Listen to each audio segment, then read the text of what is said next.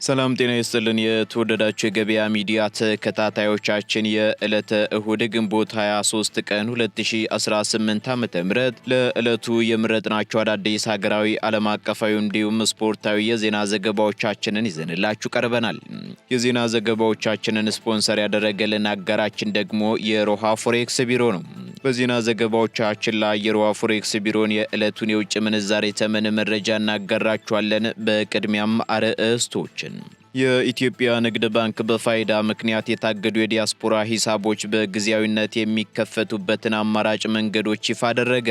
ባንኩ ለውጭ ጉዳይ ሚኒስቴርና ለኢትዮጵያ ዲያስፖራ አገልግሎት በጻፈው ይፋዊ ደብዳቤም መኖሪያቸውን ከኢትዮጵያ ውጭ ያደረጉ የባንኩ ደንበኞች በጊዜያዊነት ሂሳባቸውን ከፋይዳ መታወቂያ ጋር ማጣመር ሳያስፈልጋቸው በኢትዮጵያ ብሔራዊ ባንክ መመሪያ መሰረት በልዩ ሁኔታ እየተስተናገዱ መሆኑን አስታውቋል። በዝርዝር እናጋራችኋለን።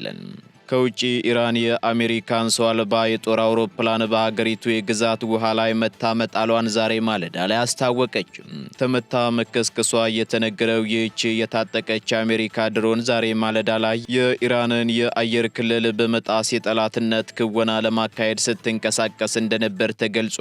ሙሉ መረጃውን በዝርዝር እናደርሳችኋለን። የታይዋን ጦር የማቱ መከላከያ እዝ በየሩብ ዓመቱ የሚያካሂደውን የዩንታይ ወታደራዊ ልምምድ በማቱ ደሴቶች ላይ ማካሄዱ ተሰማም። በልምምዱ ወቅትም ወታደሮቹ የጠላት ድሮኖችን መለየት፣ በድሮን የታገዘ የስለላና የቅኝት ስራዎችን ማከናወን፣ የባህር መስመሮችን መጠበቅ፣ የአጸፋዊ ተኩስና የጠላትን ጥቃት የማደናቀፍ እርምጃዎች፣ የጸረ ድሮን ጥቃቶች እንዲሁም የጥቃትና የመከላከያ ተኩስ የተካተተባቸውን 6 ዋና ዋና ተግባራት አከናውነዋል። በዝርዝር ይዘነዋል። ከሊባኖስ በኩል የሚሰነዘሩ የሂዝቦላህ የሮኬትና ሰው አልባ አውሮፕላን ጥቃቶች በከፍተኛ ሁኔታ መጨመራቸውን ተከትሎ እስራኤል በሰሜናዊ የአገሪቱ ክፍል በሊባኖስ ድንበር አቅራቢያ የሚገኙ ትምህርት ቤቶችን ሙሉ በሙሉ መዝጋቷን አስታወቀች። በሌላ በኩል በዩክሬን እየተካሄደ ባለው ጦርነት እስካሁን ድረስ ወደ 500 ሺህ የሚጠጉ የሩሲያ ወታደሮች መገደላቸውን የዩናይትድ ኪንግደም የሳይበርና የኮሚኒኬሽን መረጃ ደህንነት መስሪያ ቤት አጋልጧል። የምትሰሙት መረጃችን ነው። የተወደዳችሁ የገበያ ሚዲያ ተከታታዮቻችን እነዚህንና ስፖርታዊ መረጃዎችን ጨምሮ ሌሎች ለዕለቱ የመረጥናቸው ዜናዎችን ይዘንላችኋል። አሁን ደግሞ በዝርዝር ወደምንመለከታቸው መረጃዎቻችን እናልፋለን። ብልህ ውሳኔ የዕድሜ ልክ ትርፍ። ጎልደን ፓላስ ሪል ስቴት በሰሚት 72 እጅግ ዘመናዊና ቅንጡ መኖሪያ ቤቶችን ሙሉ በሙሉ አጠናቀን ለደንበኞች በማስረከባችን ታላቅ ደስታ ይሰማናል። አሁን ደግሞ በ22 ጎላጎል ታወር ፊት ለፊት ባለው ሳይታችን ዘመናዊ አፓርትመንት ቤቶችን ለሽያጭ ያቀረብን ሲሆን ከግንቦት 13 ጀምሮ ለተከታታይ 10 ቀናት የሚቆይ ታላቅ የሽያጭ ኤክስፖ አዘጋጅተናል። ቀድመው ለሚመጡ 10 ደንበኞች የ20 በመቶ ልዩ ቅናሽ፣ የ50 በመቶ የባንክ ብድርና የ5 በመቶ ቅድመ ክፍያ አማራጭ አዘጋጅተናል። ከባለ 1 እስከ ባለ 3 መኝታ ቤቶችን በተለያዩ የካሬ አማራጮች ማለትም ባለ 1 መኝታ 86 ካሬ በ451 ሺህ ብር፣ ባለ 2 መኝታ 123 ካሬ በ645 ሺህ ብር፣ ባለ 3 መኝታ 165 ካሬ በ866 ሺህ ብር ቅድመ ክፍያ ከፍለው የቤት ባለቤት ይሁኑ። አፓርትመንቶቻችን ዘመናዊ ጂምና ስፓ፣ የልጆች መጫወቻ፣ ደረጃቸውን የጠበቁ 7 ሊፍቶች፣ የከርሰ ምድር ውሃ፣ ስታንድ ባይ ጄኔሬተር፣ ምቹና በቂ የመኪና ማቆሚያ ቦታዎች ከኤሌክትሪክ ቻርጀር ጋር እንዲሁም ለተለያዩ አገልግሎቶች የሚውሉ ሰፊ ቴራስ ያላቸው ናቸው። ይፍጠኑ፣ ቀድመው ይመዝገቡ። ለበለጠ መረጃ በ0911 58 71 93 ላይ ይደውሉልን። ጎልደን ፓላስ ሪል ስቴት። የኢትዮጵያ ንግድ ባንክ በፋይዳ ምክንያት የታገዱ የዲያስፖራ ሂሳቦች በጊዜያዊነት የሚከፈቱበትን አማራጭ መንገዶች ይፋ አደረገ። ባንኩ የፋይዳ መለያ ቁጥርን ከባንክ ሂሳብ ጋር የማያያዝ ሂደት ላይ ለዲያስፖራው ማህበረሰብ ያጋጠመው ችግሮችን ለመፍታት የሚያስችል አዲስ ተለዋጭ አሰራር ይፋ ማድረጉን አስታውቋል። በዚህም ባንኩ ለውጭ ጉዳይ ሚኒስቴርና ለኢትዮጵያ ዲያስፖራ አገልግሎት በጻፈው ይፋዊ ደብዳቤም መኖሪያቸውን ከኢትዮጵያ ውጭ ያደረጉ የባንኩ ደንበኞች በጊዜያዊነት ሂሳባቸውን ከፋይዳ መታወቂያ ጋር ማጣመር ሳያስፈልጋቸው በኢትዮጵያ ብሔራዊ ባንክ መመሪያ መሰረት በልዩ ሁኔታ እየተስተናገዱ መሆኑን ገልጿል። በተጨማሪም በባንካችን በኩል ከዚህ በፊት ደንበኞች ሂሳብ በከፈቱበት ወቅት የመኖሪያ አድራሻቸውን ከኢትዮጵያ ውጭ እንደሆነ ማስረጃ ያቀረቡና በባንካችን የመረጃ ቋት ላይ የተመዘገበ ማስረጃ ያላቸው ደንበኞች ሂሳብ ያልታገደ መሆኑን እናሳውቃለን ሲል በደብዳቤው ላይ ጠቁሟል። እንዲሁም በተለያዩ ምክንያቶች ደንበኞች ውጪ እንደሚኖሩ በባንኩ የመረጃ ቋት ላይ ያልተመዘገቡና የባንክ ሂሳባቸው የታገደባቸው ደንበኞች ግን ብሔራዊ ባንክ ለባንኩ ባሳወቀው መሰረትም በተገለጸው አግባብ መስተናገድ የሚችሉ መሆኑ ተገልጿል።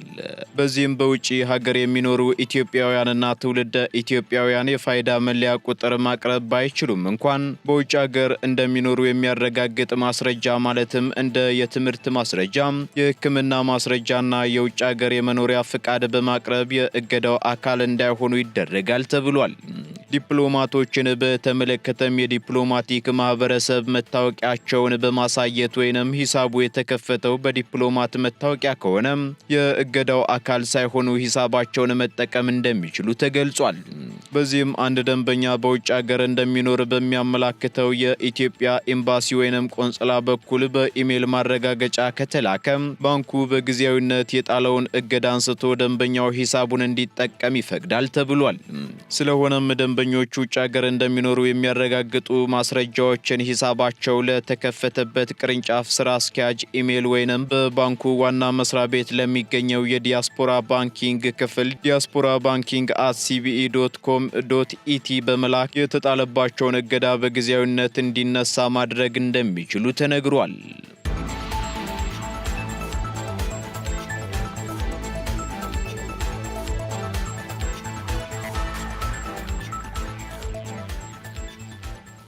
ወደ ባህር ማዶ መረጃዎቻችን ስንሸጋገር ኢራን የአሜሪካን MQ-1 የተሰኘ ሰው አልባ የጦር አውሮፕላን በሀገሪቱ የግዛት ውሃ ላይ መታመጣሏን አስታወቀች።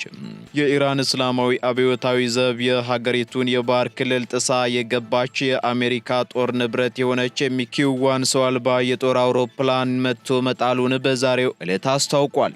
አብዮታዊ ዘቡ ባወጣው ይፋዊ መግለጫ መሰረትም የታጠቀችው የአሜሪካ ድሮን ዛሬ ማለዳ ላይ የኢራንን የአየር ክልል በመጣስ የጠላትነት ክወና ለማካሄድ ስትንቀሳቀስ በኢራን ዘመናዊ የጸረ አውሮፕላን ሚሳኤል መከላከያ ስርዓት ተመታ መውደቋን የሀገሪቱ መንግስት የዜና ወኪል ኢርና ዘግቧል። ዘቡ በመግለጫው አክሎም ማንኛውንም አይነት የአየር ክልልና የግዛት መብት ጥሰትን በተደራጀና ወሳኝ በሆነ እርምጃ እንደሚመክትም አስጠንቅቋል። ይህ ክስተት የተሰማው ደግሞ በዋሽንግተንና በቴህራን መካከል ያለው ወታደራዊ ውጥረት በከፍተኛ ደረጃ በጨመረበትና በሁለቱ ወገኖች መካከል የተኩስ አቁም ስምምነት ለማድረግ ድርድር እየተካሄደ ባለበት ወቅት ነው። የአሜሪካው ፕሬዝዳንት ዶናልድ ትራምፕ በትላንትናው ዕለት በሰጡት መግለጫ የአሜሪካ ተደራዳሪዎች ያዘጋጁትን የሰላም ስምምነት ረቂቅ ላይ ማሻሻያ እንዲደረግ መጠየቃቸውና በድርድር ሂደቱም እንደማይቸኩሉ መናገራቸው ይታወሳል። በሌላ በኩል የኢራን አብዮታዊ ጥበቃ ጦር ባለፈው ሳምንት የሆርሙዝ ወሽመጥ አቅራቢያ ሌላ የአሜሪካ MQ-9 ድሮንን በሀገር ውስጥ በተሰራው አራሽ ካማንግር በተሰኘ አዲስ የመከላከያ ስርዓት መጥቶ መጣሉን ገልጾ የነበረ ቢሆንም የአሜሪካ ወታደራዊ ባለስልጣናት ግን የዛሬውንም ሆነ ያለፈውን ሳምንት የድሮን መመታት መረጃ እስካሁን በይፋ አላረጋገጡም።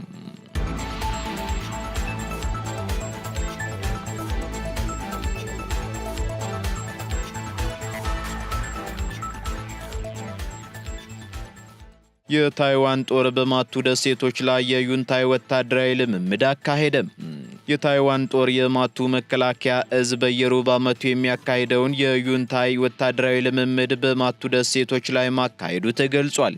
በዚሁ በናንጋን የጦር ሰፈር ብርጌድና በሰው አልባ አውሮፕላን ቡድን አስተባባሪነት በተመራው ልምምድ ላይ በማቱ ወደብ አቅራቢያ ባለው ባህር ላይ የ105 ሚሜ ሁዊት ዘር መድፎችንና የ81 ሚሜ ሞርተሮችን ጨምሮ በተለያዩ የጦር መሳሪያዎች የቀጥታ ተኩስ ስልጠና ተሰጥቷል። በልምምዱ ወቅትም ወታደሮቹ የጠላት ድሮኖችን መለየት፣ በድሮን የታገዘ የስለላና የቅኝት ስራዎችን ማከናወን፣ የባህር መስመሮችን መጠበቅ፣ የአጸፋዊ ተኩስና የጠላትን ጥቃት የማደናቀፍ እርምጃዎች፣ የጸረ ድሮን ጥቃቶች እንዲሁም የጥበቃና የመከላከያ ተኩስ የተካተቱባቸውን 6 ዋና ዋና ተግባራት አከናውነዋል። ጦሩ በባህር ላይ የተቀናጀ የተኩስ መረብ በመዘርጋት ሊመጡ የሚችሉ አደጋዎችን የማክሸፍ ብቃቱን ያሳየ ሲሆን በዚህ ልምምድ ላይም ለመጀመሪያ ጊዜ የጃቭሊን ጸረ ታንክ ሚሳኤል የቀጥታ ተኩስ ስልጠና መካተቱም ተነግሯል። የዩንታይ ልምምድ ከዋናው ምድር ርቀው ለሚገኙ ደሴቶች መከላከያ ወሳኝ ዝግጁነት የሚለካበት መሆኑን አመላክቷል። እዙ አክሎም አዳዲስ የጦርነት ስልቶችን ለመቋቋም ሰብአዊ ያልሆኑ የቴክኖሎጂ ስልቶችንና የዲጂታል እዝ መቆጣጠሪያዎችን በማቀናጀት የጦር ሜዳ ቅኝትና ትክክለኛ የጥቃት አቅማቸውን እያሳደጉ እንደሚገኙም አስታውቋል።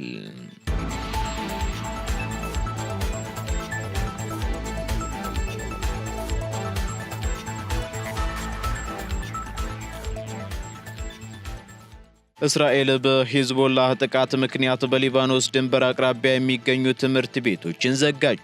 ከሊባኖስ በኩል የሚሰነዘሩ የሂዝቦላህ የሮኬትና የሰው አልባ አውሮፕላን ጥቃቶች በከፍተኛ ሁኔታ መጨመራቸውን ተከትሎም የእስራኤል መንግስት በሰሜናዊ የሀገሪቱ ክፍል በሊባኖስ ድንበር አቅራቢያ የሚገኙ ትምህርት ቤቶችን ሙሉ በሙሉ መዝጋቱን የሀገር ውስጥ እዝ አስታውቋል። በዚህም የሀገር ውስጥ እዙ ባወጣው አስቸኳይ መመሪያ መሰረት በድንበር አካባቢ በሚገኘው የገሊላ ሕክምና ማዕከል የታካሚዎች ሕክምና የሚሰጥበት ክፍል አስተማማኝ ወደ ሆነና ከመሬት በታች ወዳለ መጠለያ መዛወሩ ተነግሯል። በተጨማሪም እንደ ኪያርት ሻሙናና ነሃሪያ ባሉ የድንበር ከተሞች ውስጥ ማንኛውም የትምህርት እንቅስቃሴ እንዲሰረዝም ተደርጓል። ውሳኔው የተላለፈው ደግሞ በትላንትናው ዕለት ቅዳሜ ሂዝቦላ በርካታ የሮኬትና የድሮን ጥቃቶችን ወደ ሰሜን እስራኤል መተኮሱን ተከትሎ ሲሆን ከትምህርት ቤቶች መዘጋት በተጨማሪም የህዝብ መሰብሰቢያ ቦታዎችና የባህር ዳርቻዎች እንዲዘጉ እንዲሁም ነዋሪዎችም ወደ መከላከያ መጠለያዎች አቅራቢያ እንዲሆኑ መታዘዙ ተነግሯል።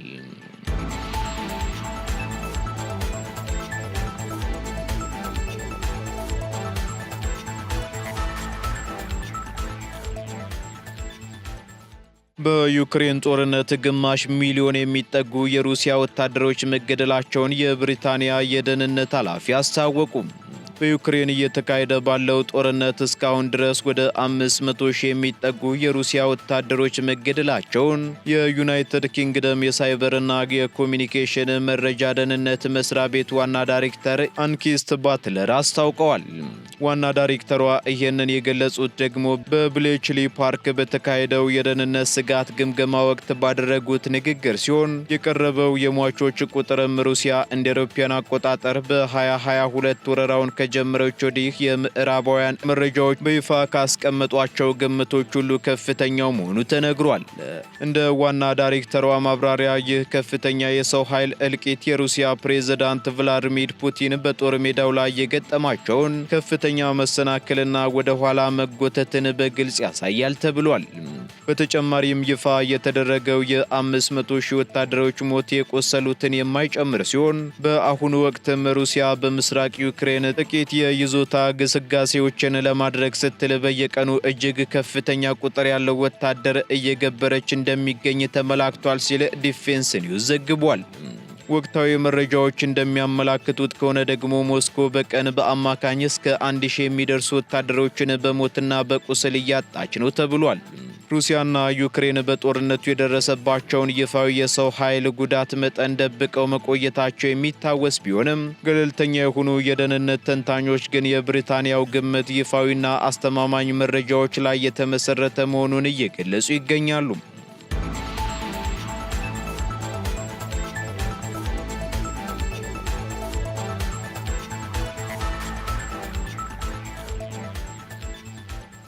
ወደ መጨረሻው ዝርዝር መረጃችን ስንሸጋገር የአሜሪካ ኮንግረስ የአሜሪካንና የእስራኤልን ጦር ኃይሎች በከፍተኛ ደረጃ ለማዋሃድ የሚያስችል አዲስ እቅድ እያራመደ መሆኑ ተሰማ።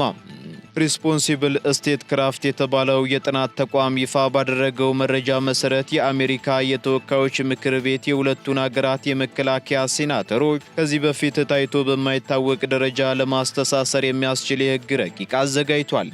ይህ በፈረንጆቹ የ2027 ብሔራዊ የመከላከያ ፈቃድ ሕግ ረቂቅ ውስጥ የአሜሪካ እስራኤል የመከላከያ ቴክኖሎጂ ትብብር ተነሳሽነት በሚል ስያሜ የተካተተው አንቀጽ ሁለቱ ሀገራት በመከላከያ ኢንዱስትሪ ዘርፍ እጅግ የጠበቀ ትስስር እንዲኖራቸው የሚያደርግ ነው ተብሏል።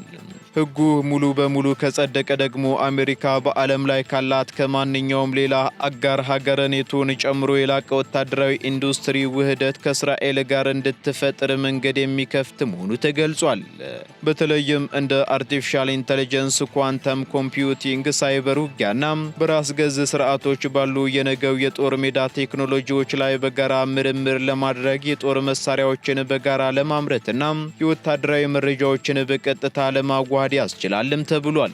በተጨማሪም ይህ እቅድ እስራኤል በአሜሪካ ግዛቶች ውስጥ የጦር መሳሪያ ማምረቻ ፋብሪካዎችን እንድታስፋፋ ወይንም አዲስ እንድትከፍት እድል የሚሰጥ በመሆኑ በአሜሪካ የሥራ እድል በመፍጠር በኩል ያላትን ተጽዕኖ ከፍ እንደሚያደርገውም ተገልጿል። ይህ የረቂቅ ሕግ የቀረበው በአሜሪካ ሕዝብ ዘንድ የእስራኤል መንግስት በጋዛና በመካከለኛው ምስራቅ በሚያደርጋቸው ወታደራዊ እርምጃዎች ላይ ተቃውሞ እየጨመረ በመጣበት ወቅት በመሆኑ ደግሞ ከፍተኛ ትኩረትን ስቧል።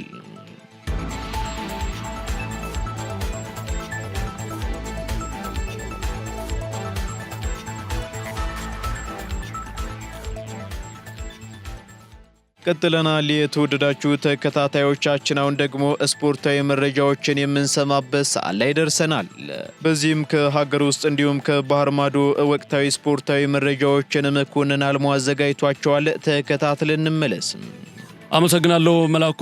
እንደምንውላችኋል ውድ የገበያ ሚዲያ ቤተሰቦቻችን፣ እነሆ የሰዓቱን ስፖርታዊ ዜናዎች ወደ እናንተ አደርሳለሁ። የሲቢኤ የኢትዮጵያ ፕሪሚየር ሊግ 34ኛ ሳምንት ጨዋታዎች ትላንት በተደረጉ 3 ጨዋታዎች ፍጻሜውን አግኝተዋል። ወልዋሎ ዓዲግራት ዩኒቨርሲቲና ኢትዮጵያ መድንን ያገናኘው ጨዋታ በራስ ላይ በተቆጠሩ ግቦች 1-1 በሆነ አቻ ውጤት ተጠናቋል። ሲዳማ ቡና አዳማ ከተማን 1-0 በሆነ ጠባብ ውጤት በማሸነፍ ሁለተኛ ተከታታይ ድሉን ሲያሳካ፣ መቀለ ሰባ እንደርታና ባህር ዳር ከተማ ነጥብ ተጋርተዋል። ትላንት በተደረጉ የሲቢኤ የኢትዮጵያ ፕሪሚየር ሊግ መርሃ ግብሮች ሲዳማ ቡና አዳማ ከተማን 1-0 ሲያሸንፍ ሊጉ መሪ ሲዳማ ቡና ፍቅረ ኢየሱስ ወልደ ብርሃን የማሸነፊያ ጎል አስቆጥሯል። ባህር ዳር ከተማ ከመቀለ ሰባ እንደርታ ያደረጉትን ጨዋታ 0-0 በሆነ አቻ ውጤት አጠናቀዋል። በሌላ ጨዋታ ኢትዮጵያ መድን ከወልዋሎ ዓዲግራት ዩኒቨርሲቲ ጋር 1-1 የተለያዩ ሲሆን ሁለቱም የአቻ ግቦች በራስ መረብ ላይ ያረፉ ናቸው። የኢትዮጵያ መድንን ግብ ጌቱ ኃይለማርያም በራሱ መረብ ላይ ሲያስቆጥር፣ እስማኤል በበኩሉ በራሱ መረብ ላይ ወልዋሎ ዓዲግራት ዩኒቨርሲቲን አቻ አድርጓል።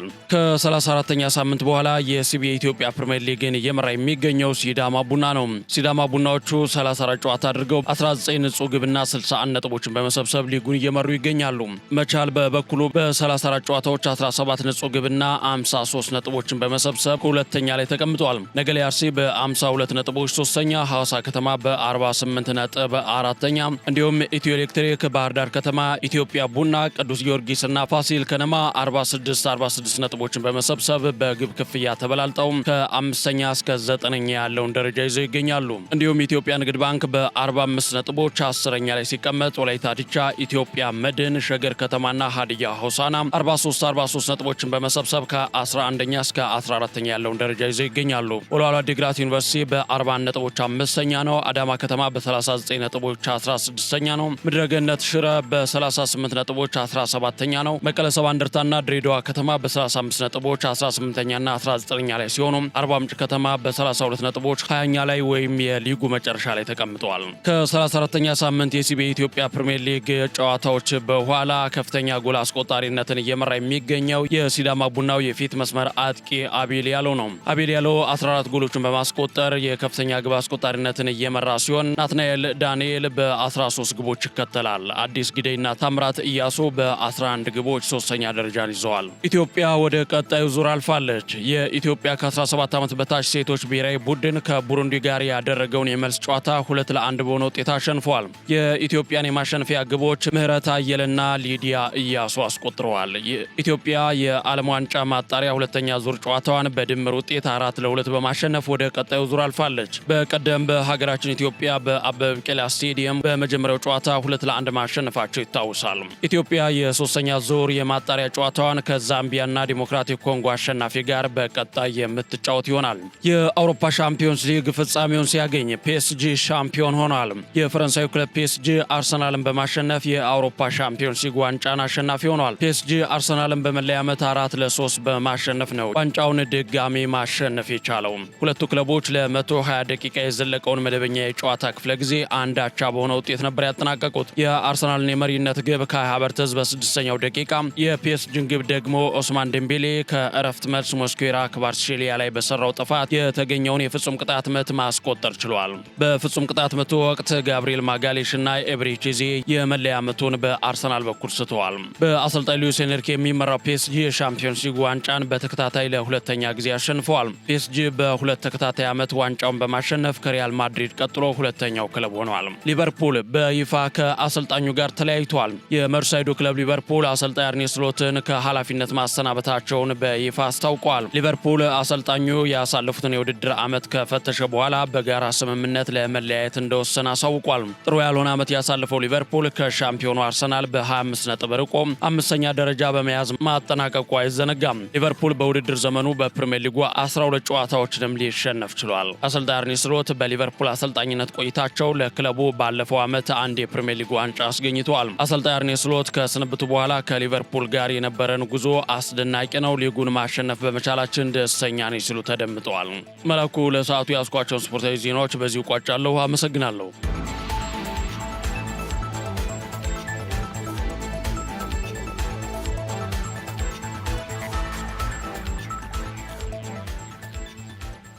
ከስፖርታዊ መረጃዎቻችን ተመልሰናል። የተወደዳችሁ ተከታታዮቻችን፣ በመጨረሻም የሮሃ ፎሬክስ ቢሮን የዕለቱን የውጭ ምንዛሬ ተመን መረጃ እናጋራችኋለን። በዚህም አንድ የአሜሪካ ዶላር 172 ብር ከ25 ሳንቲም እየተገዛ 175 ብር ከ69 ሳንቲም እየተሸጠ ይገኛል። ፓውንድ ስተርሊንግ 228 ብር ከ10 ሳንቲም እየተገዛ 232 ብር ከ66 ሳንቲም እየተሸጠ ይገኛል። ዩሮ ደግሞ 198 ብር መግዣው ሲሆን መሸጫው እንዲሁ 201 ብር ከ96 ሳንቲም ሆኗል። ስዊስ ፍራንክ 217 ብር ከ2 ሳንቲም እየተገዛ 221 ብር ከ36 ሳንቲም እየተሸጠ ይገኛል። የተባበሩት አረብ ኤምሬት ድራም 47 ብር መግዣው ሲሆን መሸጫው ደግሞ 47 ብር ከ94 ሳንቲም ሆኗል። የሳውዲ ሪያል 46 ብር ከ5 ሳንቲም እየተገዛ 46 ብር ከ97 ሳንቲም እየተሸጠ ይገኛል። የቻይናው ዩዋን 24 ብር ከ80 ሳንቲም እየተገዛ 25 ብር ከ29 ሳንቲም እየተሸጠ ይገኛል። የካናዳ ዶላር ደግሞ 122 ብር እየተገዛ 124 ብር ከ44 ሳንቲም እየተሸጠ መሆኑን የሮሃ ፎሬክስ ቢሮ የዕለቱ የውጭ ምንዛሬ ተመን መረጃ ያመለክታል።